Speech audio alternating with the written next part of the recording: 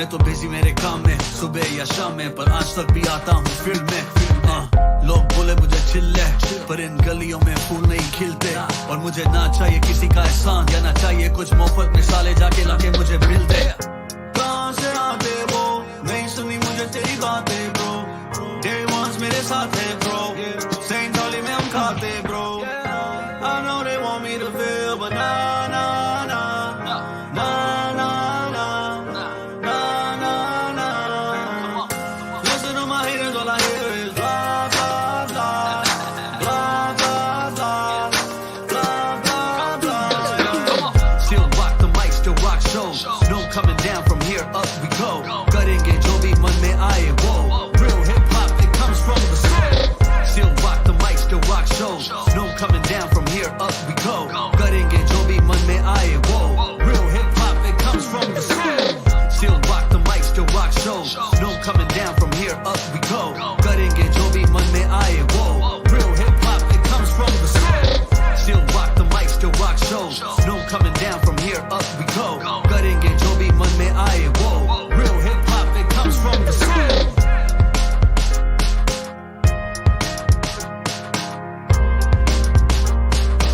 real hip hop it comes from the soul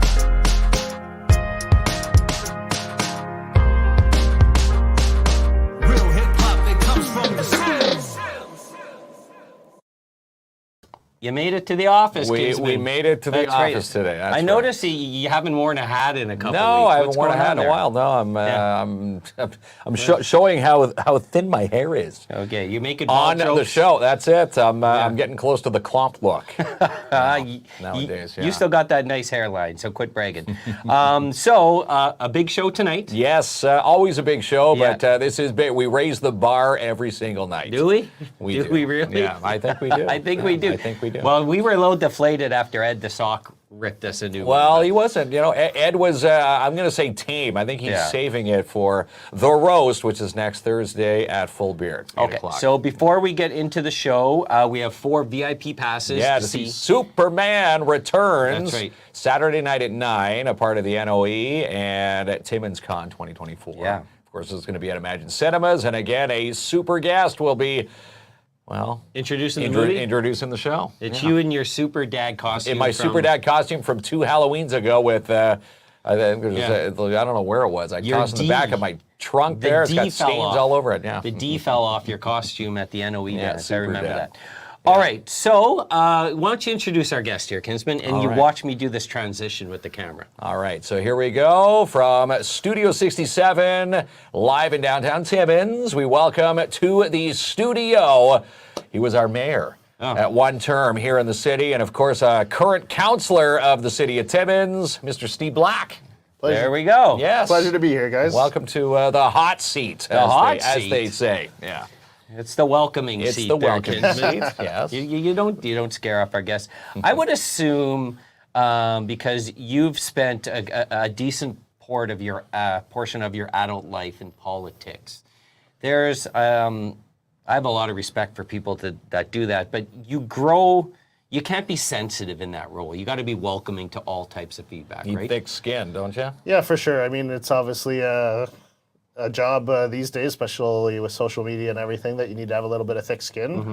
End of the day, I don't think anyone enters politics because they're not there for the right reason, right? We have different beliefs on what policies and actions are the right way to go, but everyone, I think, enters it to try and improve their community or their region or their country, depending on what level of politics they're trying to enter, right?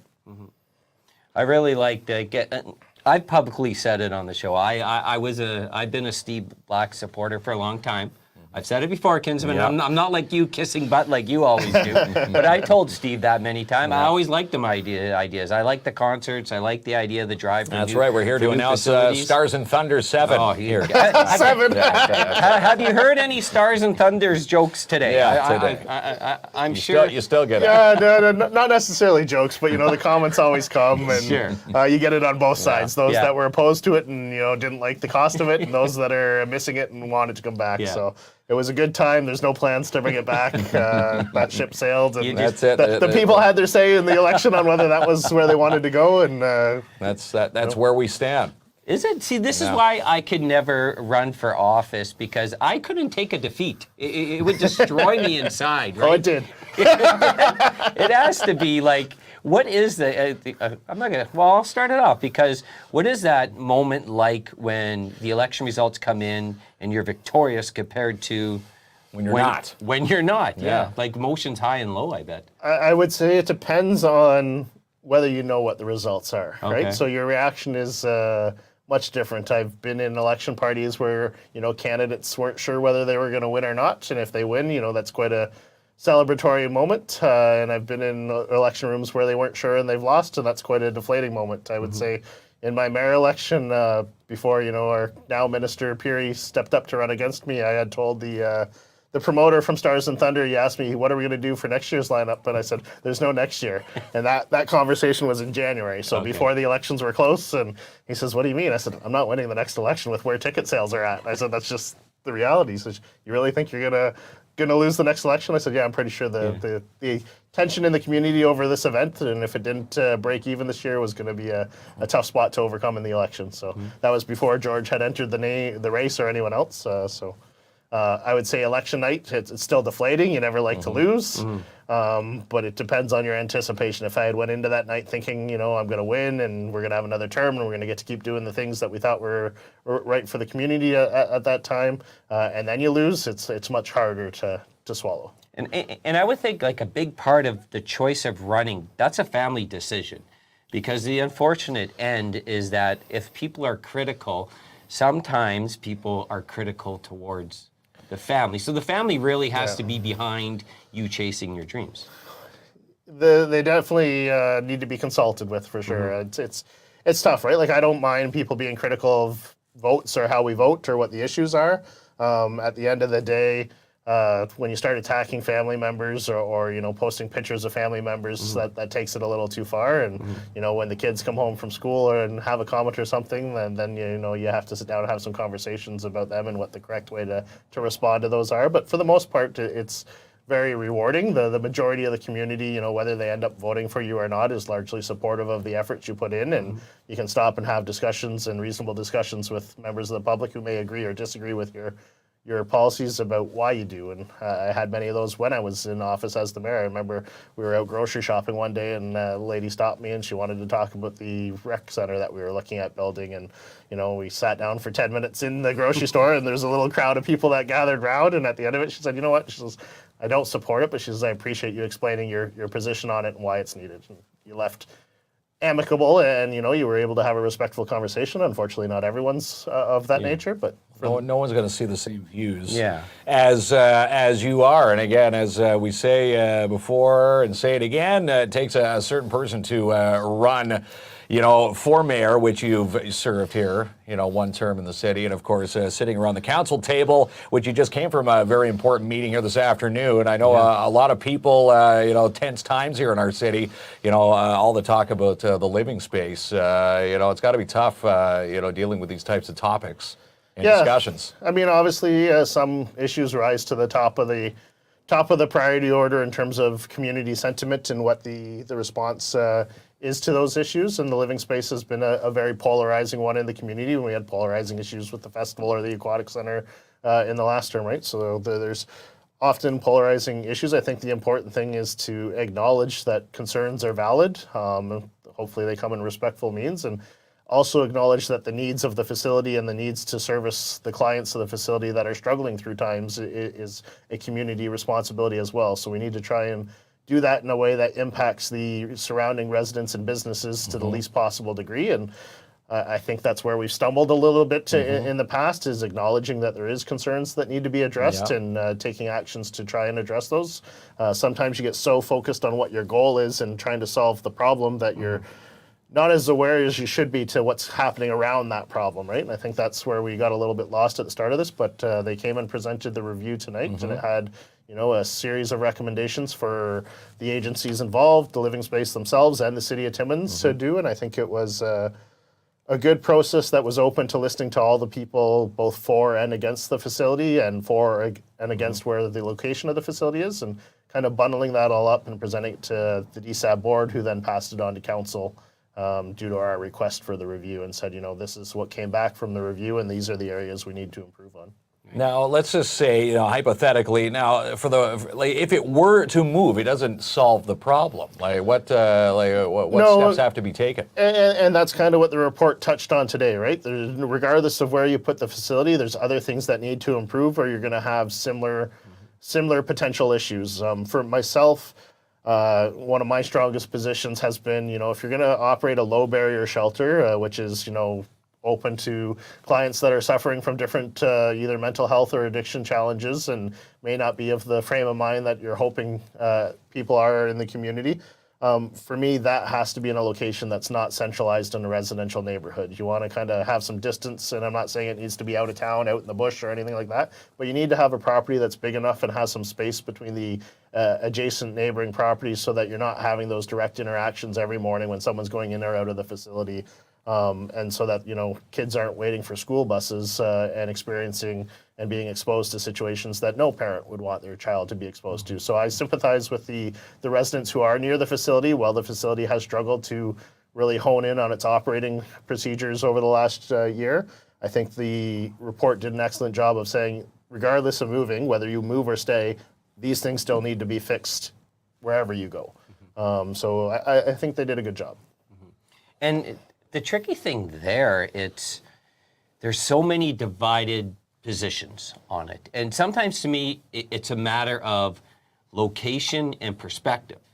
So for me, we talk to a lot of people in the community. I live in Porcupine, and we live in a real nice neighborhood where we can leave our bikes out, the trampoline, the basketballs. But then we talk with friends who live close to living space, and their kids wake up and they can find needles in their backyard, or they fear their kids walking to the school bus. So you got so many different residents that experience different things, and the position's really divided. At the end of the day, no one wants to see any citizen suffering, no matter where you are on the walk of life. It's just how we assist those in needs. There seems to be so many different paths. Well, and I think one of the covers, I should say, hi, Julie, and the kids are great. I did see that question. They're doing really well. Connor's getting ready to enter high school, and Jenna's starting to drive, so they're doing good and entering another stage of life. But it's a fair question, right? And I think I had this very conversation with the consultants at the end of the meeting of one of the discussions we were having around was, the need for toilets in the community and near the facility or within the facility, because you had potentially 60 clients waking up and having access to 2 washrooms. And we all know when you wake up in the morning, usually going to the washroom after a long night's sleep is one of the first things you'll do. And if you got 60 people waiting to access 2 toilets, that can be a problem. So you did see people leaving the facility and having to find other places to go to the washroom. And sometimes, unfortunately, that has been in places they shouldn't be doing that and impacting the neighborhood. And the comment was, no resident would want to wake up and have that in their yard. That's fair comment. The flip side that was highlighted tonight is no resident would want to be put in the position where that's their only choice. So we have to, as I said, consider dealing with the clients and the people that need the services and ensuring that they have the services and facilities that they need to not have the impact on the residents. And I think, as I said, a lot of the focus historically has been on, we have a problem to fix and we need to serve these people, and it hasn't been so focused on, but these are the impacts the neighbors are having, and these are the impacts the residents and business communities having. How do we also address that or change the system so that we're creating a scenario where those are no longer issues that our residents have to deal with when they wake up in the morning? And I think that's where we need to go going forward. It's a real dilemma because we're talking about human emotions and how they feel. So on one side, I see a lot of comments on the screen where people feel unsafe in their own community. Yeah, feeling unsafe, a little bit unstable, right. In comparison to, let's say, 10 years ago. So you have the need of the citizens that have the right to feel safe in their own community, and then you have the need of people who need assistance to get their life back on track. Yeah. And sometimes it's not one here and one there. It's not a balancing act. You're dealing with humans here, and that it's difficult to find the right solution for everybody. Well, and I think the challenge is there's no one solution that's going to fix feeling safe in a community, right? There's a lot of factors that go into that. One being addressing the issues that are causing some of the tensions to feel unsafe, right? Like if you have people going into yards they shouldn't be in around a facility. You have to address that. But when you look at all our crime and safety issues in the community, often they get lumped in with dealing with homelessness or the living space, which isn't completely fair, right? There's a lot of people committing crimes in our community of all natures of life.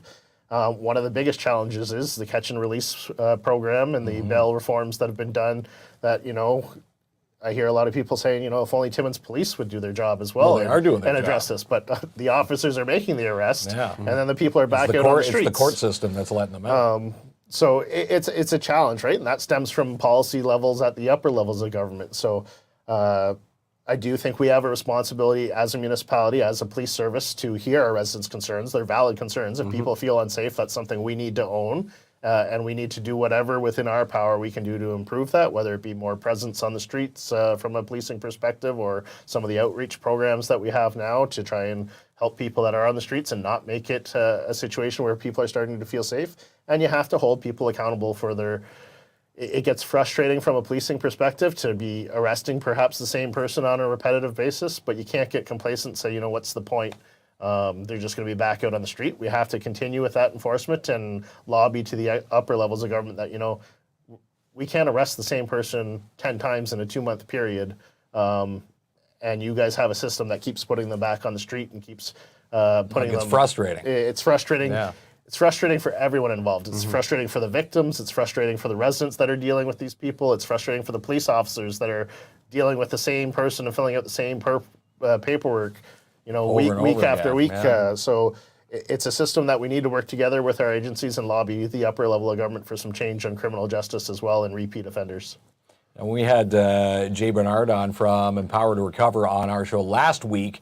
Talking about, the different municipalities have, more money, less money than others. He says things would be better if everybody all had the same pot of money and it was dispersed evenly throughout the province, and he was talking about the safe injection sites, stating, when people come to this city, how come the ones, in other municipalities get more money to run or less money to run? If everybody got the equal amount, would it be better?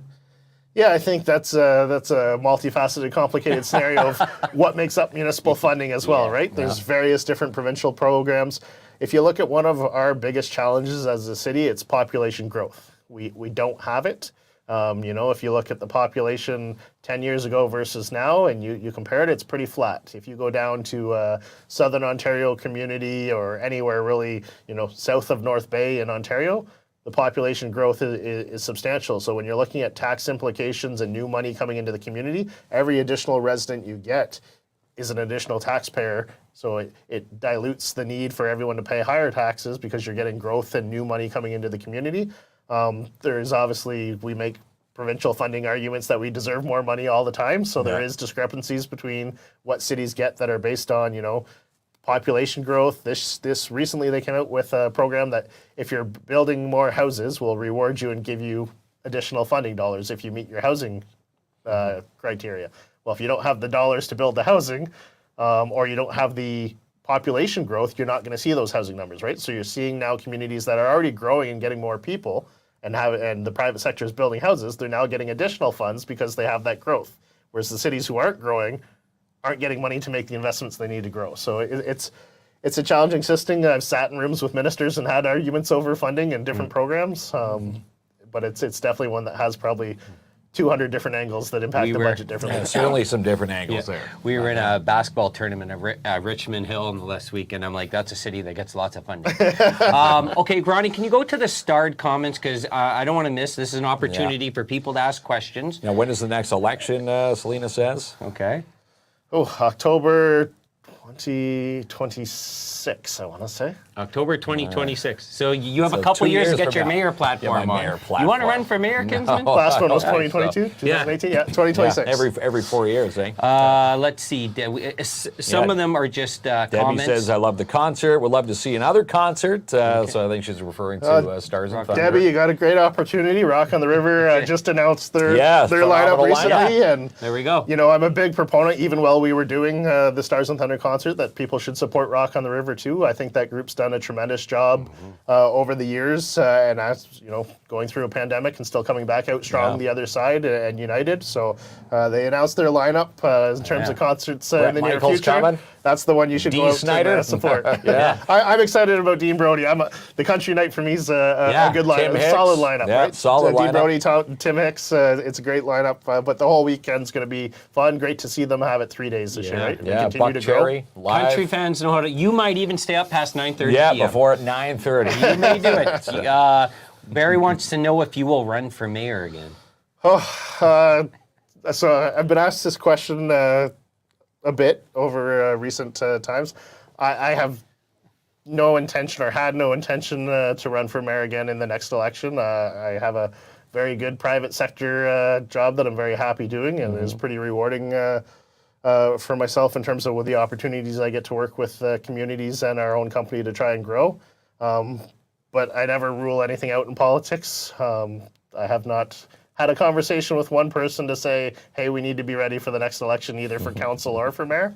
At this time, I can honestly say I have no intention of running for mayor in 2026. Do I ever have intention to running for mayor again? I won't say no to that. You versus Michelle, I guess, Kinsman. That's a good Sean Steele comment there. Steve was always a supporter of the Special Olympics, unlike Mr. Perry and Michelle Boileau, and it was so special Olympics Day across Ontario. He flew the flag and meet all the Special Olympics families.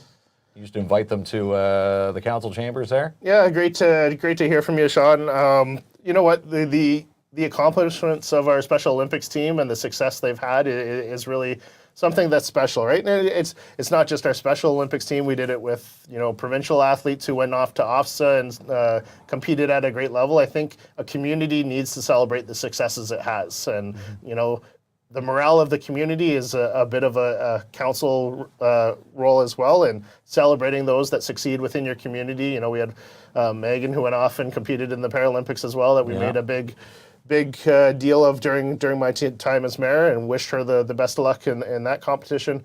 I think acknowledging the success of our athletes is important to do as a community. They put in a lot of hours and a lot of training to get to the level that they're competing at, and we've had some phenomenal athletes at the Special Olympics over the years for sure, and I was happy to have them all into council and present them with certificates when they did bring home the medals, and take the time to go out and meet with them or attend events in town and just hear their journeys through sports. It's pretty impressive. The superstars.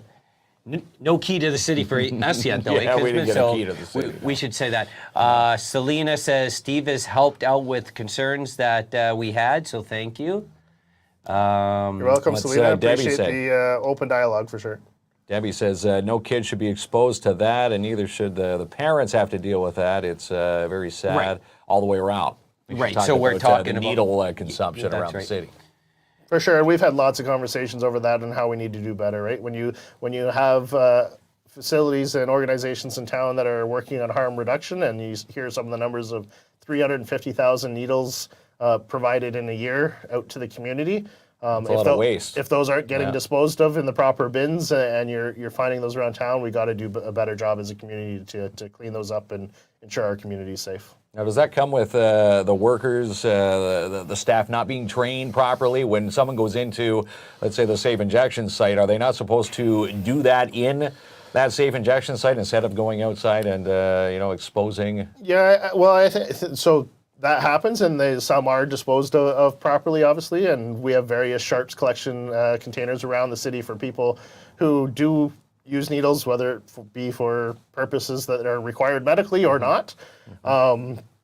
Dispose of them properly and in a safe manner, right? Unfortunately, not everyone's of the frame of mind to dispose of their needles properly, and there is a lot of needles throughout the communities, especially when you go through a winter melt and it's now springtime and things are starting to come out that have been hidden by snow over the winter. So I've been advocating that if the partner agencies that are supplying the needles aren't going to step up and do a better job of ensuring they get cleaned up, then we as the city have to look at what our options are. Fortunately, those partner agencies have come to the table recently, and there's some good discussions about working together and trying to do a better job cleaning up our community. But I agree wholeheartedly that you don't want to be hearing stories of kids playing in parks and stepping on needles or anything like that. There was a big story about that last summer, people stepping on needles at Hollinger Park. I see a question, and there's if he goes up to Alex. Anyways, it says fix the pothole on Dalton Road. So, right, that's Ronnie in the background. How would you rate how we're doing as a city in terms of improving our infrastructure? Yeah, so roads has obviously always been a number one concern of residents this time of year, especially when you go through the spring, freeze-thaw cycle and the roads start to deteriorate. One of the challenges we have is, in order to do the permanent fixes, you need to wait for the asphalt plant to get up and running. And, the cold patch, we all know, you throw it in and a few days later, it's gone. The vehicles have driven over and it's back out again. And everyone, complains the city isn't doing their job. But unfortunately, we need to wait till we have the temperatures for the asphalt plant. There's a lot of work to do on roads. There's no hiding that. I will say through the mayor's leadership, largely, last year was one of our largest investments in road infrastructure in, I will say, modern history in Timmins. So even some of the surplus dollars from not having the snow removal that we anticipated were reallocated to fixing up roads. So I think we did a good job and a large program, to the point where the concerns last year were not, why are the roads so bad? It's why are so many roads closed and being fixed at once? Which is the first I've heard of that in my political time in office. The only other time I got a criticism for doing roads too quickly was when we did it before Stars and Thunder. I think we got the lines painted one year and everyone said we did it just for the festival, which wasn't accurate either. But just coincidence. I think obviously we still got work to do. You see the roads. No one can argue that we have the greatest roads out there. We top the CAA worst roads competition. Worst roads often. every single year. All right, then we'll get Ronnie to move on. And there's Trish. So Trish has chatted about the infrastructure also. Can you go back to the main comments there, Ronnie? And let's see what else there is for Steve there, Kinsman. Steve to read there. We've got Julie, it's not safe at the transit anymore. What are the plans for the transit station moving forward? So we've had this discussion a few times recently at council as well, and obviously we put in security at the transit station, but it wasn't full hour coverage at the transit station, so there's been some discussion on increasing that. The other dynamic falls again to public toilets, and one of the few places where you can go and access public toilets during the large portion of the day is the transit terminal. And unfortunately, that sometimes brings people that are using washroom facilities for other purposes, and it's concerning. The transit system is a system that requires a lot of investment from the community to begin with. It's heavily subsidized and not a profitable system, so you want to encourage increased ridership and increased participation. You can't do that if you're failing to keep or give the perception that people are safe to use your facilities and your transit system. So I think that's an area we need to put some focus on. Probably beef up the security, but try and get some more public washrooms away from the transit terminal, so it's not the draw for people coming into the transit station. We want people going into the transit station to be using transit. That's it. What are, I know it's very easy to get caught up in the things what we need to improve, and those issues are fairly obvious. They're discussed often. What are some of the things that are happening in a positive trend in this community? Maybe there's a few things we're not aware about, just in the back burner. Yeah, you know what? One of the things that I'm happy to see, because I think we did a great job as a community. I'm not saying this is a council-led initiative or a city council responsibility, but community events is really starting to come around full circle in the community again. We've had some great events that have stayed through, for the past decade and more in some cases, but we did lose, the Snow Cross, Stars and Thunder, the Kayak Festival. There was a period of us, getting away from a lot of those events that bring the community together and instill a sense of pride in the community, and starting to see some of those, Snowcross come back this year, and I know there's discussions of Ribfest and things like that. It's great to see some of those things that give people a chance to come together and just have fun, right? When you talk about community speaking positively and people being happy, if you have some of those events that, give people a reason to wake up and say, I'm really happy to live here. This week we got to go to this event, and next week this entertainment's in town, or the circus is in town. Starting to see those activities back after what was a long few years. So the pandemic of, at times not even being able to get out of your house is great to see. And one of the things I love that all these organizations are doing, that they're keeping costs for events reasonable. Yeah, very reasonable. In perspective, if you go to an event down south in Toronto. So you can't see a festival in Toronto for the cost TFEC is charging. No. It's super, and that includes drinks and food and everything. TimminsCon, absolutely Yeah, reasonable amazing, compared to the reasonable. Fan Expo. So it's my birthday this weekend, but for Christmas, or no, for my daughter's birthday, I got her tickets to a festival out of town. We're going to Vancouver this weekend. Oh, wow. Ah, Nice. And I assure you, the cost to do that blows out any local event. So that's the importance of local events, right? Is to give everyone, a chance to see these events affordably, and people that may not be able to travel out of town and take a flight to go see an event or drive 8 hours to go see an event, the chance to do it at home. So TFEC does an amazing job. Small group of volunteers that have just done a tremendous job over the time. Yeah. To get into the doors at TimminsCon, $10-15, free That's picture with it. the mystery machine. Brandon Routh coming. It this is. weekend. That is a big deal, and trust me, Big deal. we've been to these events in other cities, and It's $50 just to You get have your to- foot out of the car. a second Well, mortgage. when you just get to park. downtown. Yeah. That's it. In some of the bigger $50. cities, $25 to park, let alone go see the event. So the TimminsCon group has put in a lot of work as well, and obviously, you want to see those events continue to succeed. So I would say sometimes you don't get your favorite musical artist or you don't get your favorite, Comic-Con superhero at an event. I would say it's important to still go out and support those events and allow those communities to have the dollars to invest and grow in the future years as well. So I'm a big supporter, even if it's not my favorite band coming to any local festival. I try and get out and enjoy it and take part. And have some fun. A couple questions or comments about safety, and we did discuss that. So there's Corey. Yeah, Corey Can you says, read that, Kinsman? Yep. Hey, Steve. your eyes? Happy to see you on the show. You mentioned tiny homes today, and it's a fantastic idea. Can you speak a little on it for the folks watching? Yeah, so one of the challenges we've had with some of the living space discussion is you get 60 clients, up to 60 clients using the facility at one time, and they're largely on cots in a big open setting, and sometimes that can cause conflicts and tensions. Someone doesn't like how someone snores, or someone doesn't like how someone's moving, and just various interactions that aren't appropriate, or someone's getting up to go to the washroom and disturbing people. So one of these comments has been, how can we have a better system? And a couple of people, I won't say it's my idea by any means, I have reiterated it at the council table, but a couple of people have, talked about the affordability of tiny homes these days, and how the chance to set up a location with separate units, and other people have mentioned trailers, like a mining camp setup where people can have their individual rooms, and it's about giving people their own private space. On Amazon these days, a tiny home goes for around $20,000, $24,000, right? So when you talk about government programs that are in the millions of dollars to support homelessness and move that process forward, that's a viable option that, you set up a small community at a facility that has the support services on site. One of the challenges have been we can get people into a shelter, but if we don't provide them with the support services in that location, then we're failing. So if you set up an area in the community where people could have, whether it be tiny homes or different individualized living spaces with enough space on site to have some of the service providers as well, I think that would be a much better setup for both clients and residents in the community. That's right. And other communities are going that route. They're trying to find solutions. Definite solutions. And it's got also challenging too, because in the north, what may be a good solution, a population base of 2 million may not be a good solution in a population base of 42,000. Did I get the population of I think Timmins so. right, I think we're Kinsman? about 45,000 now. What do we have? I don't know what the official. I think Be it's the 42 tiebreaker. and change. 42, between 42 and 45,000. 42 and 45. So it may be all a fit.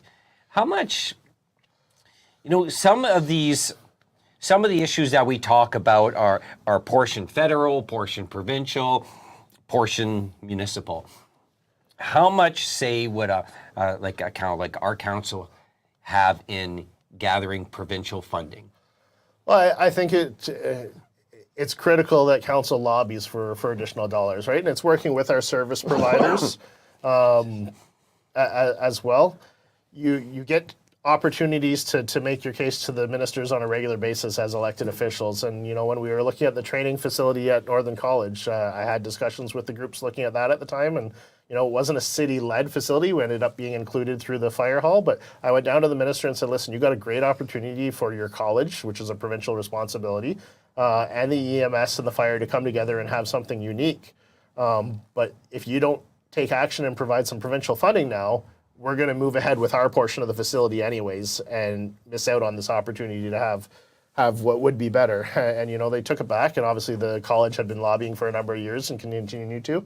And we got the funding to make that facility happen. So it's not always a municipal responsibility to fund, but we have to not be afraid to raise our voice and be a little critical of the upper levels when they're not giving us the funding that we need to advance areas that are largely their responsibility, right? And healthcare and crime and safety are largely upper level funded initiatives that we should be working with our service providers in conjunction to go to the province and say, listen, there's 22 organizations here that are responsible for providing this range of services in health and addictions service and treatment. And we're telling you as a collective group that you're failing to provide the funding we need to do this. And this is our model. You can't just go and say, oh, we want more funding. You should go with, this is what our plan to do in the community is. This is what we want to build. This is the treatment we want to provide. This is the dollars it's going to take. And I think, to the province's credit, they're asking us to come forward with that model, and I think those discussions are happening now as well. And there has been some applications submitted to say, this would be the ideal step forward for our community. Hopefully, the province comes through with those dollars in the near future, and we can get the facility that we really need. How close are we to getting maybe is it an aquatic center, a recreation center, a new I know in my hometown, Thunder Bay, we're light years away there, Kinsman. It's closer to get to the Death Star than it is a multi-pad arena. And I know the opinions are divided, but are we talking decades, years, unknown? I mean, officially, I would put it in the unknown category. So, obviously, we did a lot of work during my previous term, got it point to where we had a conceptual design ready to build. Obviously, the election happened as it did, and that was a large part of the election at that time. Was Festival and Rec Center. Do you want it or do you not? Which way you vote? This council has kind of restarted that communication of looking at our rec facilities. With a focus on a larger arena as part of the facility. Obviously, still the aquatics component and whatnot, but looking at a twin pad and larger arena. At the end of the day, that's going to come down to provincial dollars. That's a facility that's probably upwards over $100 million. The city just embarked on rebuilding the Golden Manor, which is a large investment. When we're looking at dealing with some of these treatment and health facilities, there's probably some investment there as well. And then you want to talk on the rec center. So at the end of the day, it's going to depend on whether we have provincial and federal partners that say recreation's important and we're willing to invest our share of the dollars as well. We've often argued we're not opposed to investing one-third funding. If you look at a lot of the larger facilities across the country, those are the rec programs that were in existence when they were built, and communities access those fundings to move those facilities ahead. So I'm optimistic sometime in the near future we will see a new rec facility. I don't think it will be this term. We're halfway through the term, and I know how long it took us to go just from where we did to where we ended up during my term.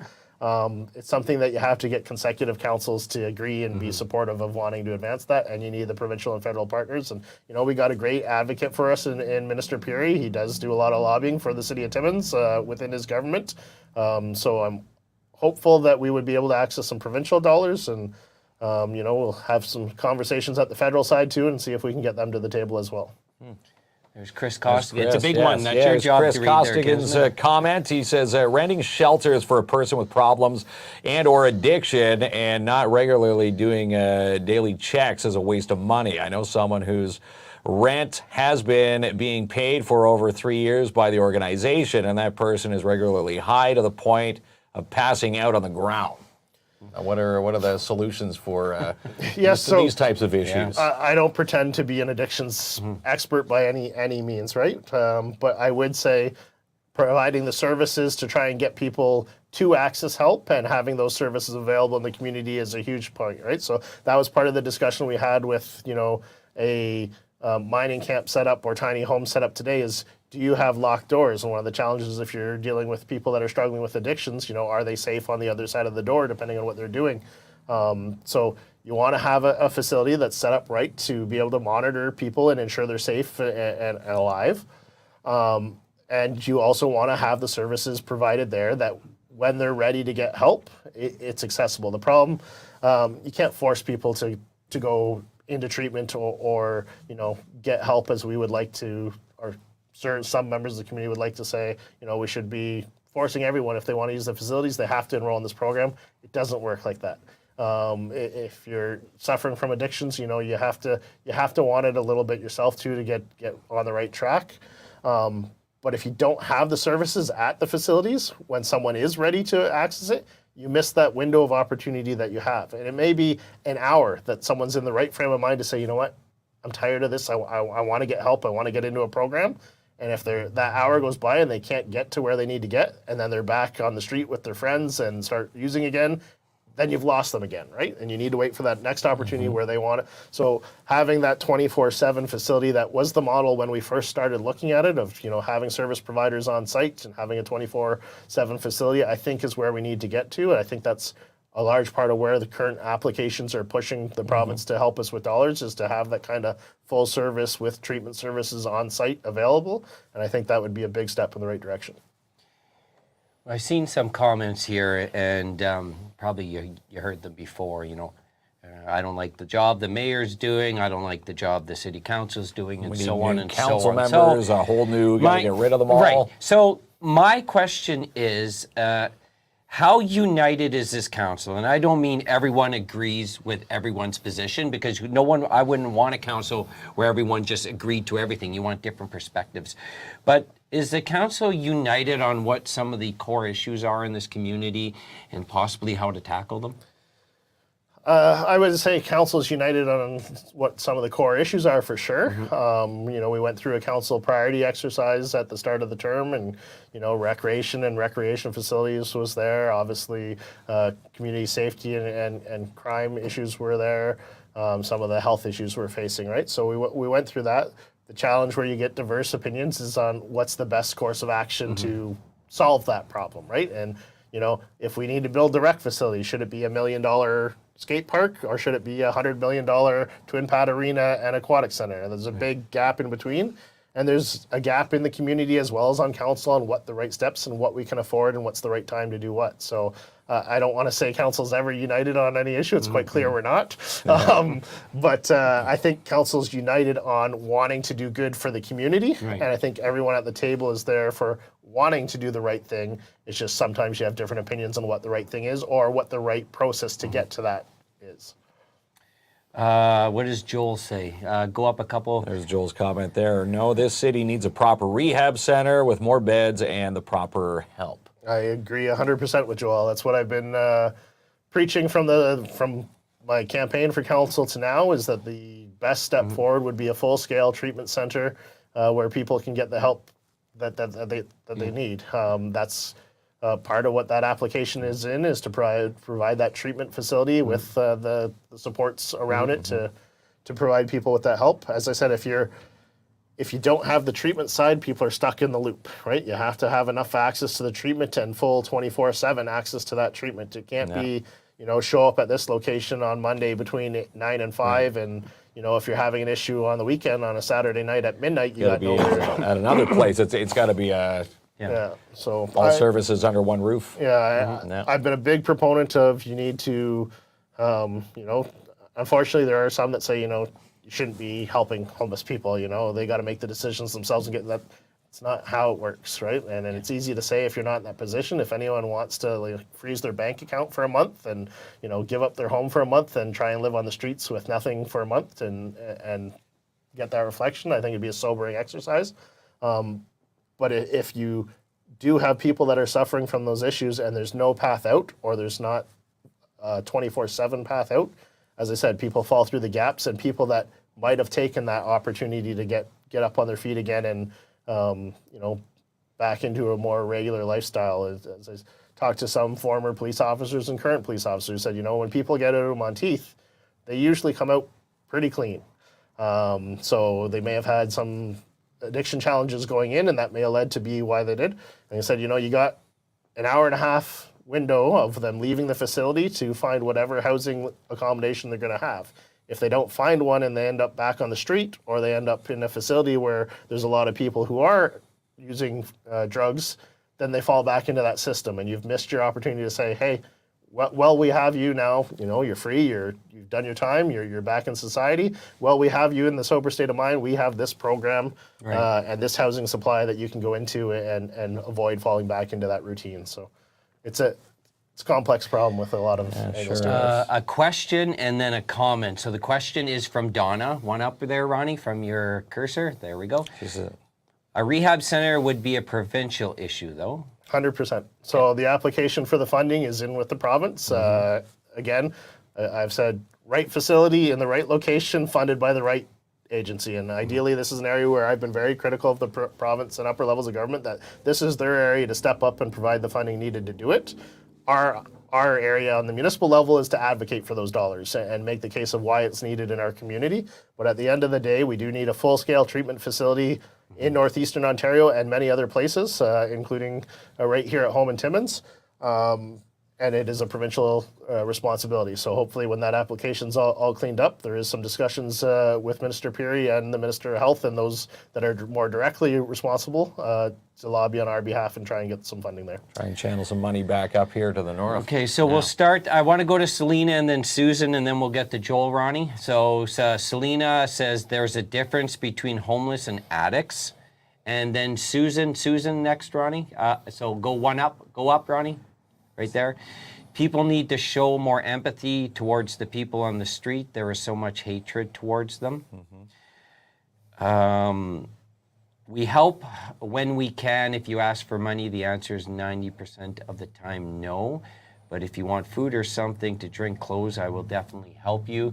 Our kids have seen it and started asking when we visit Dollarama, can we get juice and granola bars for the person outside? And we do. So that's a position of empathy.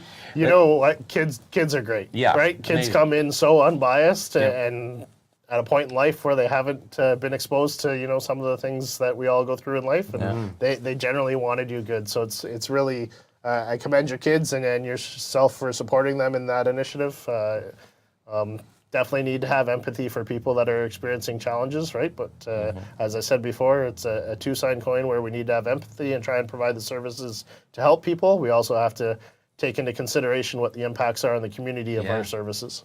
No, and that's the difficult line to follow. And once again, I want to go back from a different position of perspective. So Mark and I work downtown, and we haven't had any issues. Actually, we have a lot of conversations with people, our homeless community.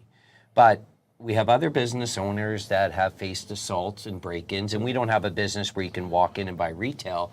So our perspective may be a little bit different based on our experience. It doesn't make it who's right or who's wrong. It's not about that. It's been based on experience.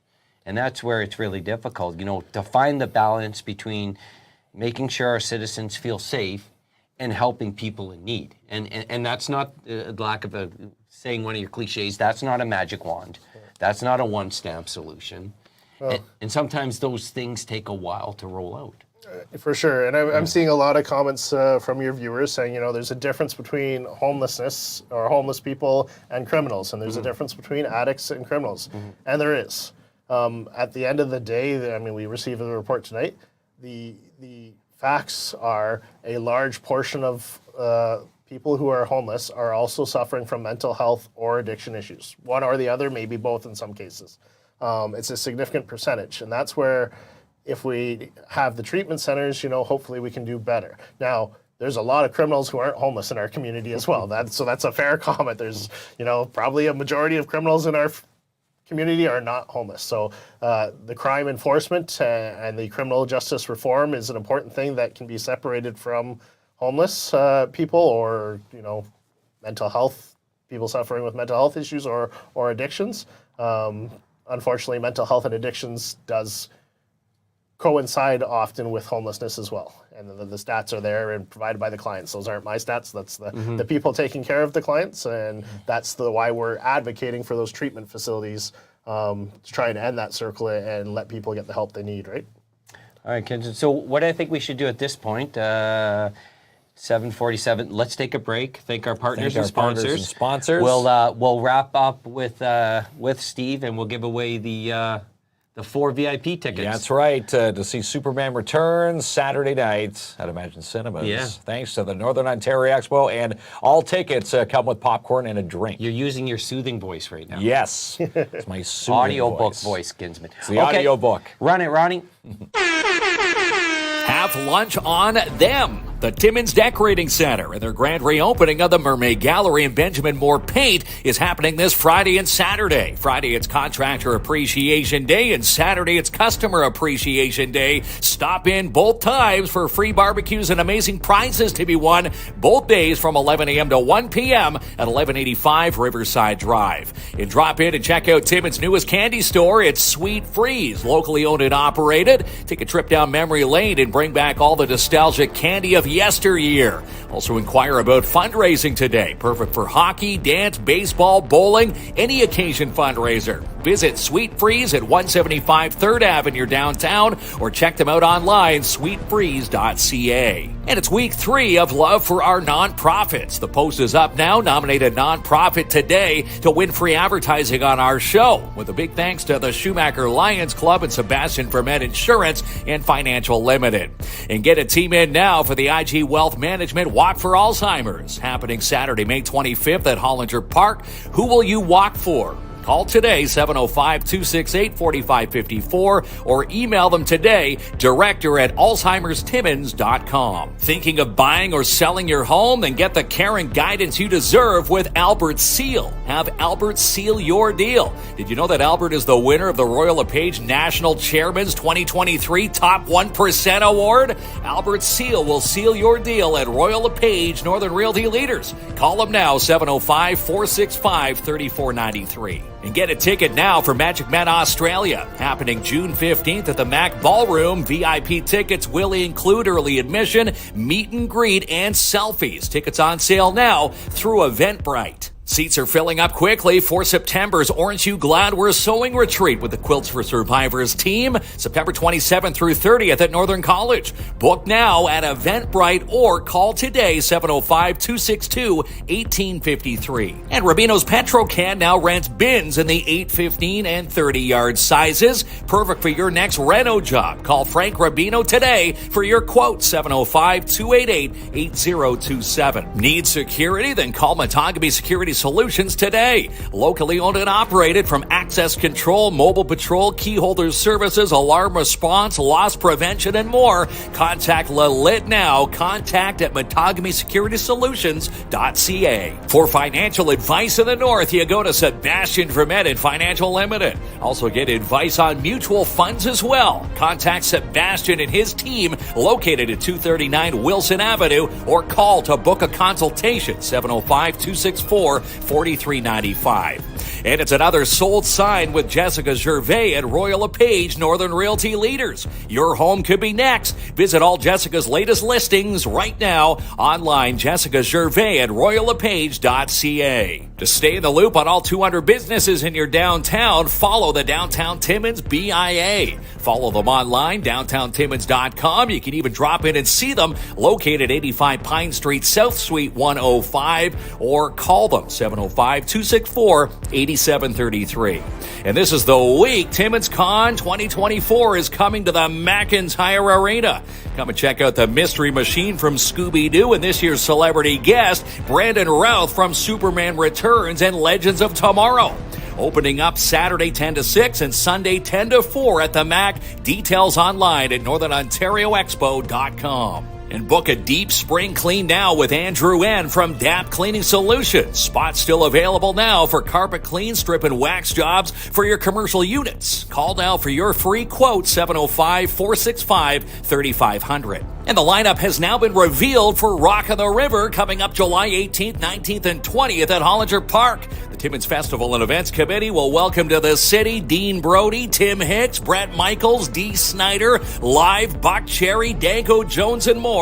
Tickets are on sale now at rotr.ca. And play discount days all month long at Jackpot Time Timmins. Every day is a winning session, and you could be next. Book your seat now. Open 7 days a week, 9 a.m. to 2 a.m., located at 251 First Avenue.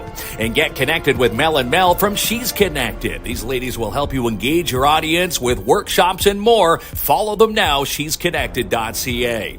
And something fun for everyone at Midtown Bowl. Rockin' Bowl, pizza party packages, family deals, mad games, the fun zone, and more. Call Nat today to book your lane. 705-267-3500. And Dan, the Music Man's World Tour makes a stop to the Timmins Public Library, courtesy of Dare Timmins. It's another free show coming up April 27th at 10:30 a.m., again at the Timmins Public Library. And the PMHA coaching applications are now available for Tier 1 teens for the 2024-25 season. Details and applications can be found through the PMHA Facebook page. And she's the producer of Sportsman Channel Canada and Just Hunt Inc., Amanda Lynn Mayhew. And on the big screen this week, Civil War, Monkey Men, and Ghostbusters. Tickets and showtimes at ImagineCinemas.com. And coming up the weekend of April 27th and 28th, it's the 76th annual Schumacher Lions Annual Spring Sportsman Show. Come and check out this year's great lineup of boats, RVs, ATVs, and more. Also backed by popular demand, the Birds of Prey, and that hunting girl, Amanda Lynn Mayhew.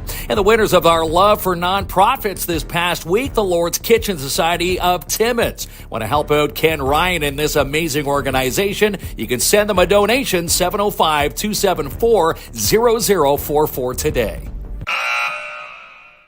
That's the buzzer. The buzzer. We Soon are it's back gonna for the be- wheel of winning. Soon it's going to be the buzzer on the Leaf season, Kinsman. You think so? Yeah. We got Boston again. Four games, Kinsman. Sorry to tell you, pal. That's his joke every year. The difference between the Leafs and the Sens, 4 games. It is. And ticket prices. So before we get to the wheel of winning, wait till you see this, Steve. You've never seen something so magical. Yeah, that's it. Was there anything that we might have missed or anything that you wanted to say to wrap things up? No, I want to thank you guys, obviously, for the opportunity. I think what you do here in the community is great. You asked me what some of the positives are. KINZ and KLOMP is one of those positives. there we right? go. Oh, well, there you go. Thank you. Thank you to your viewers as well for tuning in and asking the questions. And I guess I'll send a final thank you out. It's easy for those of us that aren't on the front lines and, not directly involved to criticize sometimes how things are going, but there's a lot of great people and a lot of great service providers that are trying their best with the resources that are provided to address some of the issues we face as a community. And sometimes it's a little discouraging for them to, put in a 8 to 12 hour shift, trying to help and do the right thing and then go online and read some of the negativity. So I just want to thank everyone that is stepping up on the front lines for doing their part, trying to keep the community safe and improve some of the issues we do face. Well said. Appreciate that. All right. And we always like compliments, right, Kinsman? Yeah, we do love encourage it. compliments. Okay, Ronnie, so pull up the wheel of winning. So if you use the hashtag Superman, you are in the draw. Is it shared, Ronnie, on the screen? Can I get my phone yet? Yeah, it's there now. There it is. Let him in the draw there, Kinsman. 4 VIP passes for Superman Returns. With popcorn and a drink, all courtesy of the Northern Ontario Expo. Roll it, Ronnie. Ronnie rolls the wheel of winning. There we Again, go. here it is. That's everyone that used the hashtag Superman. And Who's going to the movie? Winner is Barb Burkett. Oh, congratulations, Barb. There we go. Barb. Barb, Yeah. originally from Thunder Bay, like me, Yes, Kinsman. yes. So, you don't even know what a Persian is. Well, I do now. We had to educate you on that. I thought it was a rug. Remember you said, what's the Persian? Or a Persian rug or a cat? So Barb and everyone else that won, 2 options. You can pick up your tickets at TimminsCon this Saturday during the day. From 10 to 6, you'll have the chance to stop by and see our booth. Yes, and pick up your tickets, or they'll be at the door on Saturday night before the movie. Yes, and it's 9 p.m. at Imagine Cinemas. It's Irene watching, so yes, big thanks to Irene opening up the theater. And again, thanks to Aunt O.E. Buying all the tickets to give away for free so we can watch Brandon Routh, on the big screen, Superman Returns. Yeah, with a super person super introducing guest the movie. Yeah, is going to be announcing the super movie. Superman Returns. Remember one super. Too many supers. Too many supers. Too many supers. Yeah. Super duper. That's it. Put a note in his file, Ronnie. Okay, let's wrap it up. Thank you so much for everyone. right. Appreciate you.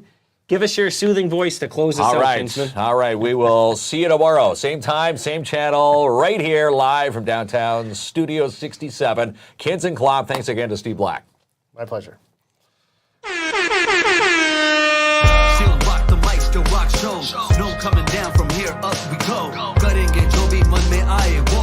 Real hip hop, it comes from the soul. Still rock the mic, still rock shows. No coming down from here, up we go. करेंगे जो भी मन में आए वो. Real hip hop, it comes from the soul. जो भी करता हूँ दिल से. Haters talk shit but कभी नहीं मिलते. मैं तो busy मेरे काम में, सुबह या शाम में, पर आज तक भी आता हूँ फील्ड में. लोग बोले मुझे चिल्ले, पर इन गलियों में फूल नहीं खिलते. और मुझे ना चाहिए किसी का एहसान, या ना चाहिए कुछ मुफ्त में साले जाके लाके मुझे मिल दे. कहाँ से आते वो, नहीं सुनी मुझे तेरी बातें bro. Day ones मेरे साथ है bro. Same थाली में हम खाते bro. I know they want me to feel, but nah nah nah nah nah nah nah nah nah. Listen to my haters, all I hear is blah blah blah blah blah blah blah blah blah. Still rock the mic, still rock shows. No coming down from here, up we go. करेंगे जो भी मन में आए वो. Real hip hop, it comes from the soul. Still rock the mic, still rock shows. No coming down from here, up we go. करेंगे जो भी मन में आए वो. Real hip hop, it comes from the soul. Still rock the mic, still rock shows. No coming down from here, up we go. करेंगे जो भी मन में आए वो. Real hip hop, it comes from the soul. Still rock the mic, still rock shows. No coming down from here, up we go. करेंगे जो भी मन में आए वो. Real hip hop, it comes from the soul.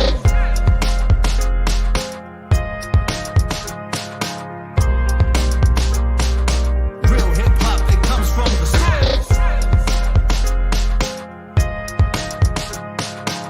Still rock the mic, still rock shows.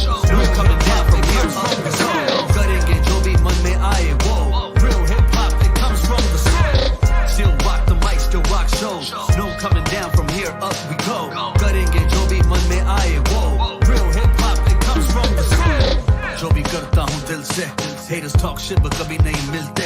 मैं तो busy मेरे काम में, सुबह या शाम में, पर आज तक भी आता हूँ फील्ड में. लोग बोले मुझे चिल्ले, पर इन गलियों में फूल नहीं खिलते. और मुझे ना चाहिए किसी का एहसान, या ना चाहिए कुछ मुफ्त में साले जाके लाके